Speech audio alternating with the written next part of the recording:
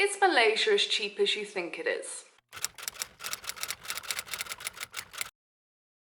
The other day when I was going through my playlist, I realised I still haven't done the how expensive is for Malaysia.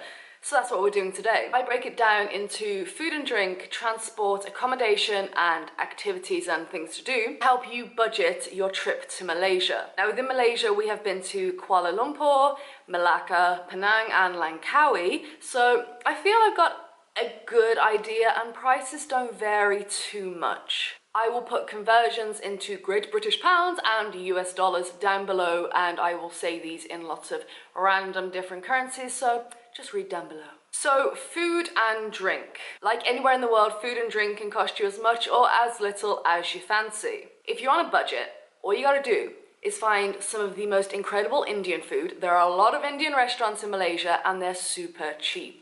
A masala dosa, which I highly recommend you get, or like a banana leaf with rice and veg, will kind of set you back between around 5 to 10 Malaysian ringgit. If you're going to be going to a restaurant, for example, a small restaurant in Chinatown in Kuala Lumpur, or just a small budgety restaurant, then you're looking between 15 and 25 ringgit, depending on your location and what you choose to eat, for a main with rice. In Malaysia, there is a high tax on alcohol. I know, weep. If you buy a small can of beer from, for example, 7-Eleven or a small convenience store, then you're looking at paying between 6 and 8 ringgit. If you get a small bottle of beer from a restaurant or a bar that's kind of on the lower end, you're looking at around 15 ringgit on average.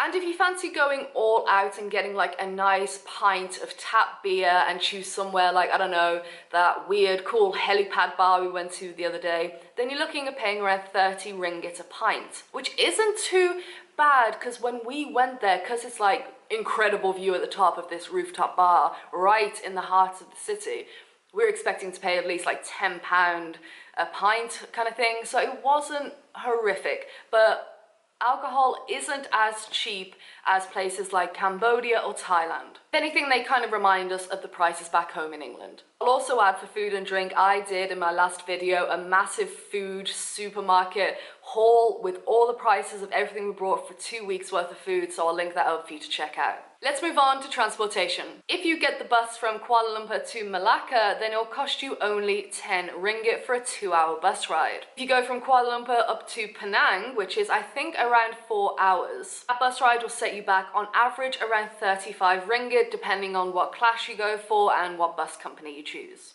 Penang to Langkawi with the boat comes in anywhere between 18 ringgit and 23 ringgit. Getting around Kuala Lumpur is so super insanely cheap on public transport. Their network of transport system here in Kuala Lumpur is next level. You can get anywhere for pennies. For a short trip of just a few stops, you'll pay anything from like 1 ringgit 50, 2 ringgit. For anything up to like a half an hour trip, like one end of the line all the way to the other, up to around 5 ringgit. Now you can use Uber or Grab if necessary, which we only really do when we go to NSK, which is a big supermarket near us, and that will cost you around 4 to 15 ringgit for a 15-minute drive, and that will depend on peak hours. We went peak the other day, it was 15 ringgit. If we don't do it peak, it's about 4 ringgit. So it is still a pretty cheap way of getting around. Alright, let's look at accommodation. Accommodation in Kuala Lumpur is expensive. It is the capital city and you will be paying the price accordingly. You can get on booking.com places as low as £10 a night, and if you follow Scott's channel and mine, then you'll see the massive bed bug incident we had at a £10 a night hotel. I couldn't recommend it again. I don't think we'd do it again.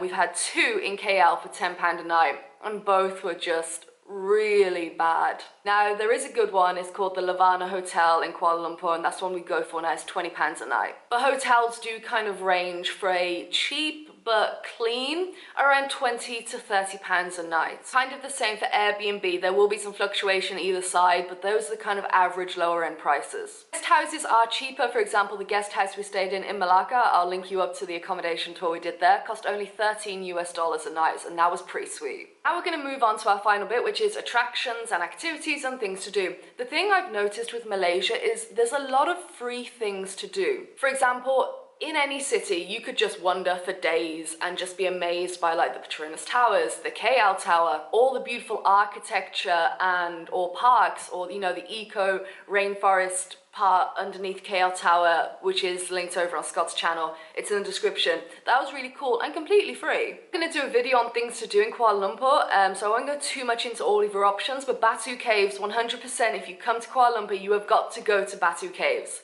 They are free to enter. There are some other caves within that you pay just a few ringgit to get into, but the main one is completely free and you can get the train there. If you want to splurge a little bit, then you could go to Sunway Lagoon, which is like 5 parks in one. They've got a water park, a theme park, an animal park.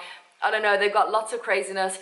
Last time in Malaysia, oh no, the first time we came to Malaysia, I'll link the playlist of all the vlogs and videos I've done on this lovely country.